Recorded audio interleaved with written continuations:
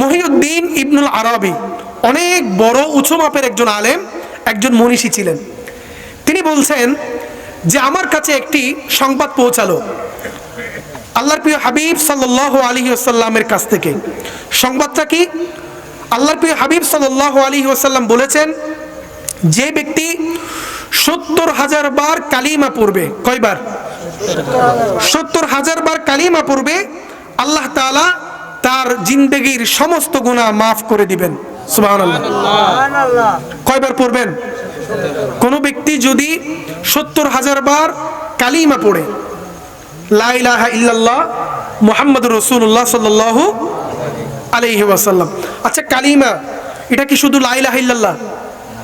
না, কালিমা শুধু লা ইলাহা ইল্লাল্লাহ নয়, লা ইলাহা ইল্লাল্লাহ মুহাম্মাদুর রাসূলুল্লাহ সম্পূর্ণটাই হচ্ছে কালিমা। ঠিক কিনা বলুন? তো মহিউদ্দিন ইবনুল আরাবি রাদিয়াল্লাহু তাআলা আনহু তিনি বলছেন যে নবীজির কাছ থেকে একটি সংবাদ আমার কাছে এসেছে। নবী বলছেন, কোন ব্যক্তি যদি ৭০,০০০ বার কালিমা পড়ে, আল্লাহ তাআলা তার জীবনের সমস্ত গুনাহ মাফ করে দিবেন। সুবহানাল্লাহ। এরপরে মহিউদ্দিন ইবনুল আরাবি তিনি ৭০,০০০ বার কালিমা পড়লেন, এই আমল করলেন। করার পরে মহিউদ্দিন ইবনুল আরাবি কিছুদিন পর একটি দাওয়াতে গেলেন। কোথায় গেলেন? দাওয়াতে, খাবার দাওয়াত। কোন দাওয়াত? খাবার দাওয়াত। আমরা কি দাওয়াতে যাই না? দাওয়াতে যাবেন। কেউ যদি দাওয়াত দেয়, দাওয়াত গ্রহণ করবেন, কারণ দাওয়াত দেওয়া, দাওয়াত নেওয়া এগুলো হচ্ছে নবীজির সুন্নাহ। সুবহানাল্লাহ বলেন, ঠিক কিনা? সেজন্য আমরা নবীজির সুন্নাহ এটা অনুসরণ করতে চাই কি চাই না? দরকার আছে না নাই? আছে। তো মহিউদ্দিন ইবনুল আরাবি রাদিয়াল্লাহু তাআলা আনহু তিনি হঠাৎ একদিন দাওয়াত পেলেন, ওই দাওয়াতের মধ্যে গেলেন। যাওয়ার পরে তিনি যখন খাবার খেতে বসলেন, তিনি দেখলেন তার পাশে একজন যুবক বসে আছে। পাশে একজন যুবক বসে আছে। যেমন আমার পাশে আমার অত্যন্ত স্নেহের হাফেজ সেকান্দার রাজা কাদরি আমার ভাই বসে আছেন। তো মহিউদ্দিন ইবনুল আরাবি তিনি বলছেন, যখন আমি দাওয়াতে গেলাম, খাবার খেতে বসলাম, আমার পাশে একজন যুবক বসা ছিল। আমি দেখলাম ওই যুবক বসে বসে কান্না করছে। বসে বসে কি করছে? কান্না করছে।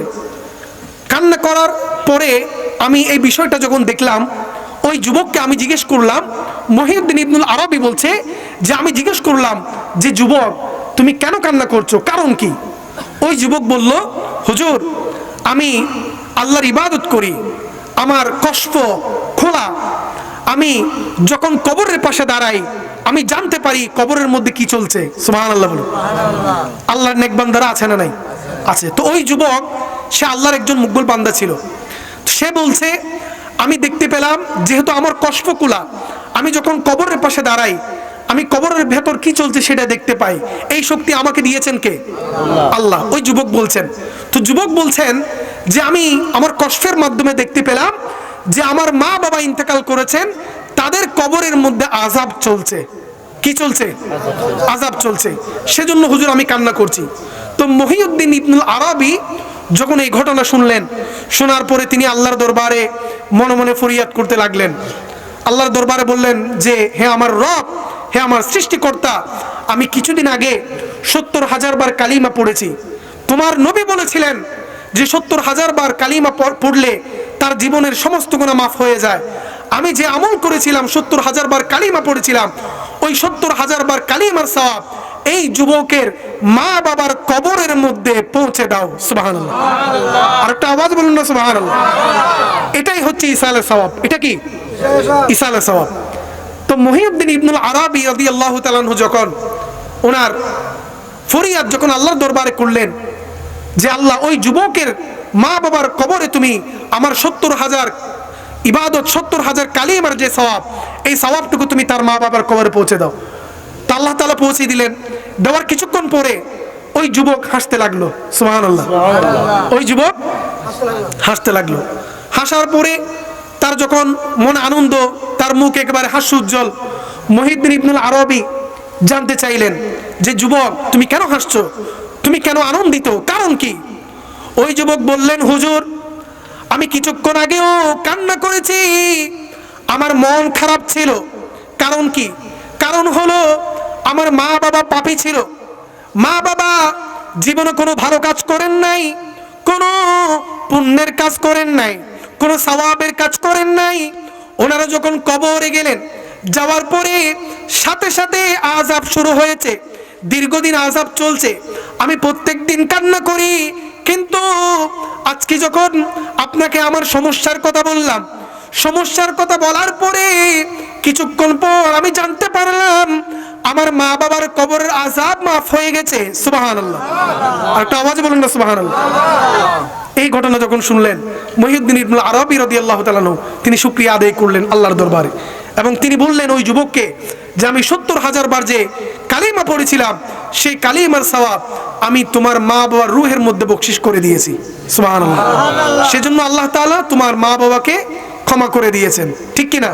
তো মুহিউদ্দিন ইবনুল আরাবী রাদিয়াল্লাহু তাআলা আনহু তিনি আমাদেরকে শিক্ষা দিচ্ছেন যে আমরা যদি কোনো ভালো কাজ করি, যদি আমরা দান সদকা করি, কোরআন তেলাওয়াত করি, নফল ইবাদত করি, নামাজ পড়ি, আমরা যদি কোনো ভালো কাজ করার পরে আমাদের এই ভালো কাজের সওয়াব আমাদের মা বাবার, আমাদের মুরব্বীদের রূহের মধ্যে বকশিশ করি, এগুলো অবশ্যই অবশ্যই শতভাগ নিশ্চিত তাদের রূহের মধ্যে পৌঁছে যাবে। সুবহানাল্লাহ, ঠিক কিনা?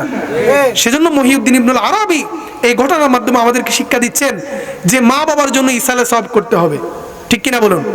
মা বাবার জন্য ইসালে সওয়াব করতে হবে, এবং মা বাবার জন্য ইসালে সওয়াব আমরা বেশি বেশি করব, এবং তাদের জন্য সওয়াব পৌঁছাবো, এবং তাদের জন্য যদি আমরা সওয়াব পৌঁছাতে পারি আল্লাহ তাআলা তাদেরকে স্পেশাল রহমত দান করবেন, তাদের কবর আযাব মাফ করে দিবেন, ঠিক কিনা বলুন? আচ্ছা, আমরা কি চাই না যে আমাদের মা বাবার কবর আযাব মাফ হয়ে যাক? চাই কিনা? আমরা চাই না যে আমাদের মুরব্বীরা যারা কবরস্থ হয়ে গেছেন তাদের কবর আযাব মাফ হয়ে যাক? আমরা চাই কিনা? চাই। কারণ কোনো সন্তান চায় না যে তার মা বাবা কবরে কষ্ট পাক, কেউ চায়? চায় না। তো আমরা যদি চাই যে আমাদের মা বাবা কবরের মধ্যে শান্তিতে থাকুক, আরামের সাথে থাকুক, আল্লাহর রহমতের নিচে থাকুক, এটা যদি আমরা অবশ্যই চাই, আমাদেরকে মা বাবার জন্য ইসালে সওয়াব করতে হবে, ভালো কাজ করে তাদের রূহের মধ্যে সেগুলো বকশিশ করতে হবে, ঠিক কিনা? সন্তান যদি ভালো কাজ করে মা বাবার লাভ, সন্তান যদি পাপ করে গুনাহ করে মা বাবার লাভ না ক্ষতি? ক্ষতি। কি ক্ষতি? সেজন্য সন্তান যদি বদকার হয় এটা মা বাবার জন্য অনেক বড় মুসিবত, ঠিক কিনা? সন্তান যদি পাপী হয়, বদকার হয়, ঘুষখোর হয়, সুগলখোর হয়, গীবতকারী হয়, ঠিক কিনা বলুন? বেবিচারী হয়, এগুলো হচ্ছে মা বাবার জন্য মুসিবত। মা বাবার জন্য কি মুসিবত।